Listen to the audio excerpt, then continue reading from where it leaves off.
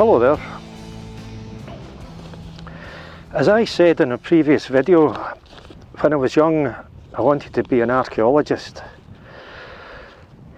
At school, when there was that careers day, when you go to school with your parents and you sit at a desk and the teacher on the other side of the desk says something like, "What do you want to be when you grow up?" Well, I wanted to be an archaeologist. But I don't know what happened there, because the idea must just have been poo-pooed. You know, nobody said to me, well, you have to do this and then do that in order to be an archaeologist. It was just all forgotten about. But I have scratched that itch in later years. In my first year at university, one of 3 subjects that I studied was archaeology, which almost put me off archaeology because there was an awful lot of facts and things. And I've done a bit of metal detecting and digging into Victorian and Edwardian refuse coups and stuff like that, which isn't really archaeology, but what the heck. So, do you recognise this? This is the Michael Reeve, or however you pronounce it, hill fort. An early Iron Age hill fort just at the foot of the Campsie Fells, not far from Lennoxton. And I had a look at this in a previous video. Today we're going for a walk into the Campsie Fells. From Lennoxton, up into the hills, up into, what do you call it, Courtmallaw, Trig Point there, and then we'll head down to Clachan of Campsie. But the last time I had a look at this hill fort, there was something that I noticed that has been sort of niggling at me a bit, and I just had to come back up here to have a look before we go up into the hills. I haven't actually been able to read the archaeological reports for when there was a dig or two carried out here. I think it was in the 1950s. But I suspect that they just focused on the kind of fort area and the defences. And there's something just at the foot of this western slope that I, as I say, noticed the last time, and I just get the feeling that they didn't have a proper look at it during those archaeological digs. I could be wrong, but that's what I want to have a look at. Just as far as the walk's concerned, from Lennoxton, there's a footpath that runs just south of, I think that's Ben Cloyk Farm. It's not marked on the road as a footpath, but it's marked on Ordnance Survey maps, you'll see it. And that leads to, looks like Glorit House. You turn left, follow a track that heads towards Garmore, but there is a very good little sign just before you reach Garmore saying, "Walkers, please follow this particular track onto the hill." So once I've had a look at the fort, I'll pick that track up again, and hopefully it can. I've had a look at Google Globe or satellite view, and it looks like a substantial track that heads up onto the hills. It's not a path, it looks like potentially a vehicle track. So I don't anticipate any difficulties. But then if you've watched my Twin Paps of Strathblane video, you'll know that it could all go horribly wrong. But I feel okay. I think this is a substantial track that will take us up onto the hill. But before doing that, let me show you this.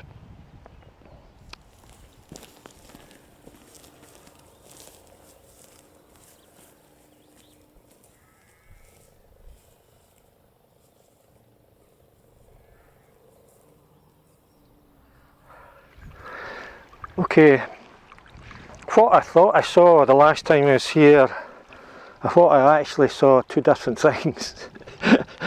What I thought I saw was this stream here, which I mentioned at the time as a potential water source for the occupants of the hill fort.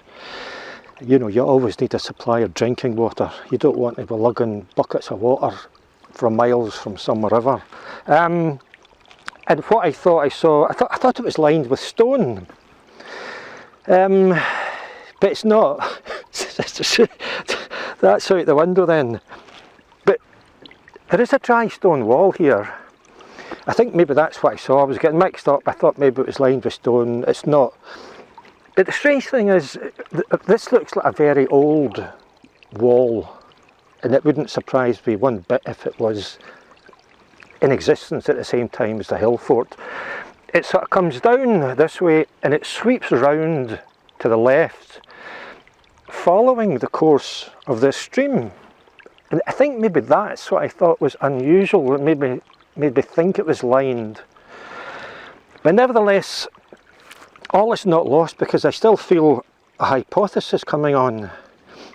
As an archaeologist, you always have to have a hypothesis, something to work on, and then you do a bit of digging and prove or disprove it.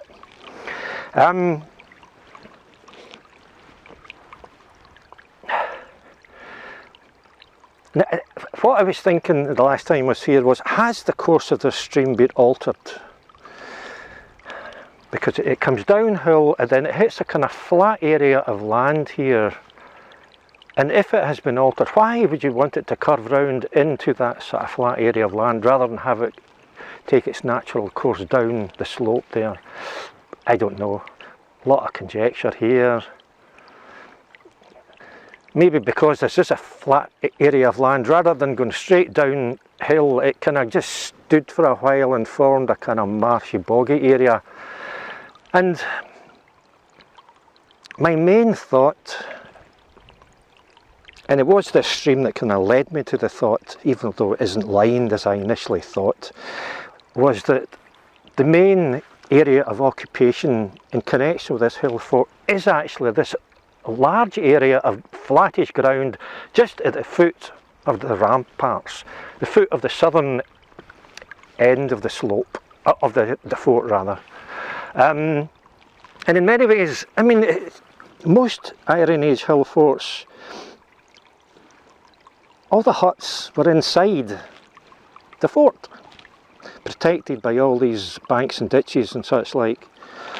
I think there is perhaps examples of hill forts where some of these huts were also outside the area, outside the kind of defended area of the hill fort. Again, I could be wrong. If you're an archaeologist, please feel free to put me right here. And if you're not an archaeologist, by all means chip in the comments and give me your thoughts. But the actual defended area just up there, that has all the banks and ditches around it, is actually quite small. And I see that in the same way that we might look at a castle. In general, when you have a castle, that is a strongly defended structure, and often you will have buildings outside of that defended area, even a small village, people who perhaps supplied goods for the castle or somehow something to do with the castle. And I see this hill fort in a similar way. I see that the important people at the time living in that small area at the top, the area that is defended, and all the kind of common people would have occupied many huts just here, because although this is outside the main defended area of the hill fort, there is actually a substantial drop there. I'm always tempted to suggest that there is a hint of a bank as well. Not sure, could be. So this would have been an ideal spot for a lot of huts and for a lot of people to live. And if that was the case, then this was quite a large settlement. This might have been the water supply. Maybe it has been fiddled with and the course has been altered so that perhaps it went partially into the area of occupation to provide drinking water closer at hand.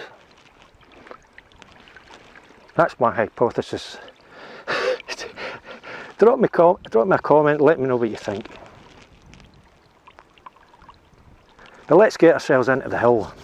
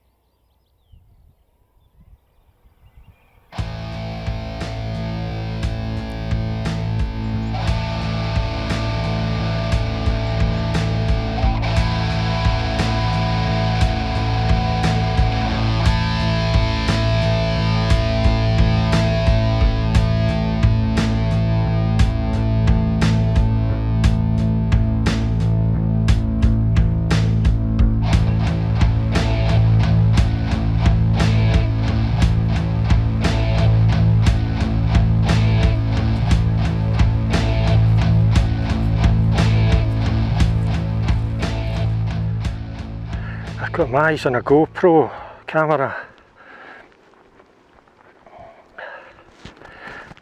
for a couple of reasons. One, I can make 4K videos, which basically just means it's a better quality, it looks sharper on the screen. And also it's lighter, and the tripods that go with it are lighter, although I'm not just too sure how the tripods work on sloping ground, but these are all things to discover in due course.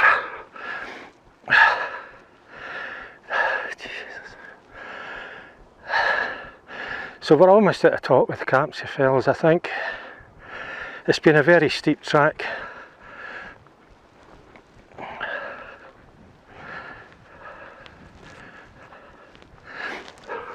And for anybody who's wondering, my foot's fine. I was out walking just a couple of weeks ago, and I suddenly thought, wait a minute, I'm supposed to have a sore foot. I can't feel anything.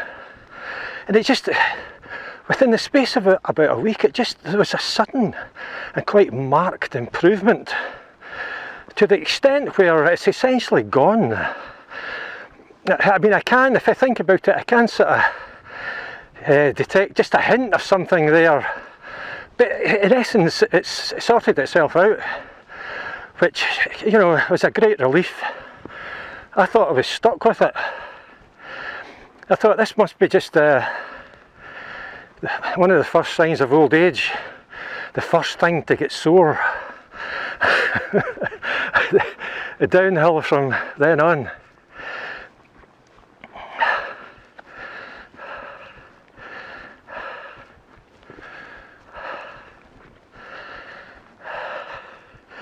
And I hope you like the music that goes with this video.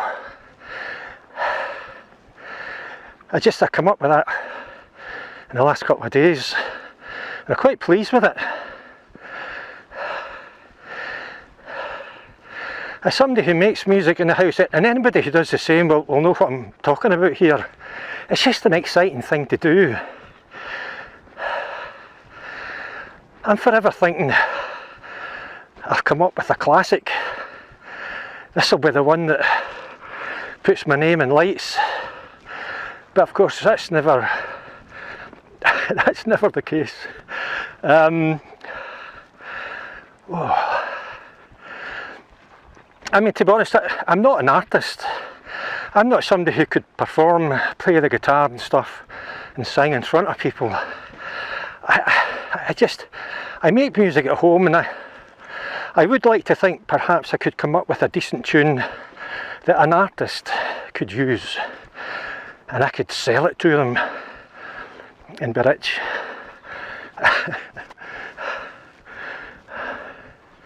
Thought there was something in the lens there, but it was me.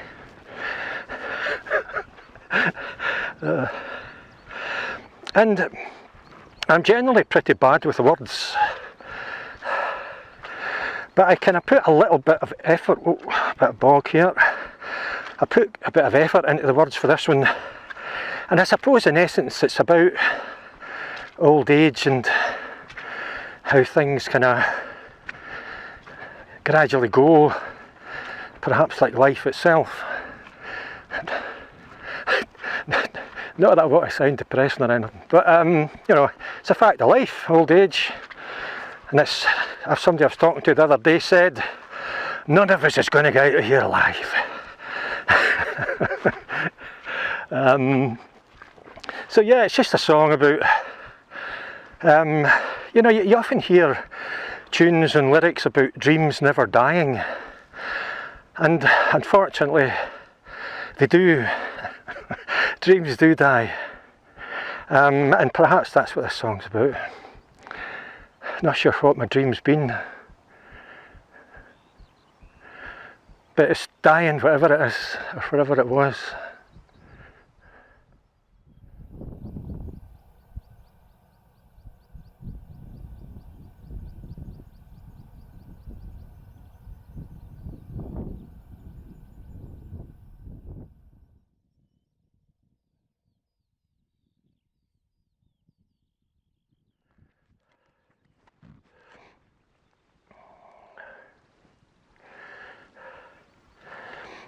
That's Courtmalaw, just up that way. I can see the little bump of the trig point, but I've decided I'm going to give it a miss, and I'm just going to follow the track here back to Clachan of Campsie. What you'll find when you're up here is that it's quite a featureless moor, and once you get well into it and you lose sight of civilization, it can feel a little bit foreboding, if that's the word. And it's a place that if you're not familiar with it, you're not familiar with the tracks and things, then it's a place where you really are advised to use a map and compass. You know, following a well-trodden path in itself is not enough, because you don't really know where it's going to lead if you don't know the area. So learn to use a compass with your map. I mean, I got into difficulties one time, many years ago now, in the Kilsyth Hills, which is part of the Campsie Fells, in that direction just above Kilsyth. And there was snow on the ground. I'd been on quite a long walk. I can't remember where I'd come from, but I'd walked quite a distance. And I was making my way down off the hill into Kilsyth, or so I thought. This was the first time I'd bought my compass and I'd learned how to use it in a basic way, in a basic but crucial way, but I hadn't yet actually used it in earnest, and this was the first time I had that I needed to use it. Having said that, at the time when I decided to use the compass, I didn't really feel that I needed to use it. I just sort of thought I'd check, as it were. And it's just as well I did, because rather than heading south and coming down off the hill into Kilsyth, I was actually heading west. In other words, I was just continuing along through the Campsie Fells. That's how sort of featureless they are, and you've just got to have your wits about you. If I hadn't used my compass on that occasion, I would just have kept going into the hills, maybe succumb to the cold after a while, and God knows what would have happened.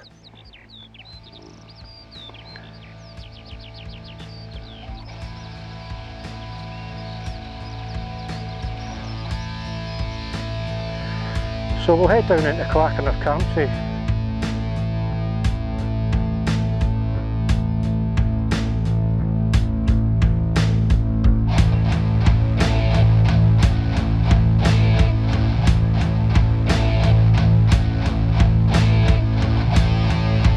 Did you know that I'd gone away?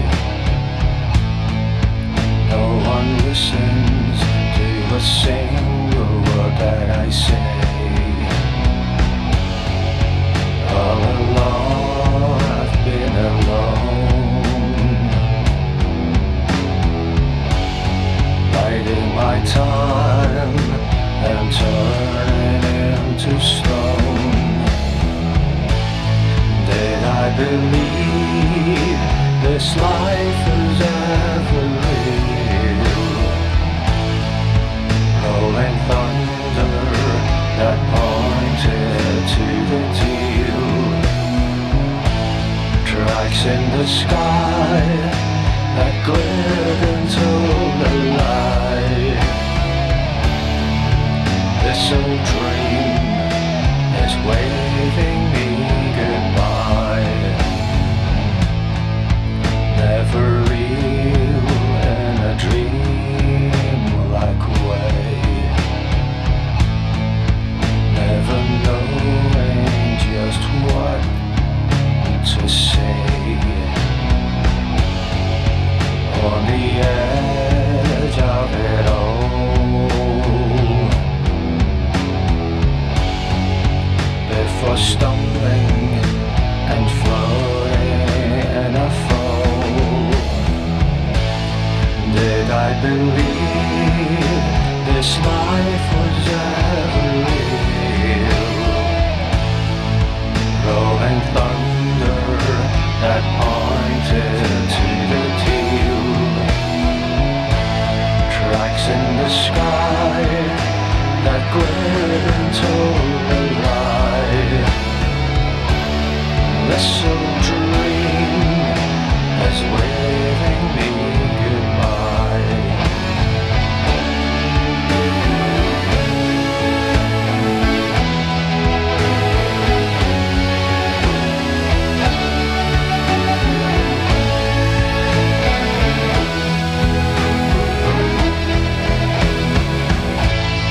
Did I believe this life was ever real? Rolling thunder that pointed to the deal. Tracks in the sky that glittered and told a lie. Oh, this old dream is waving me goodbye.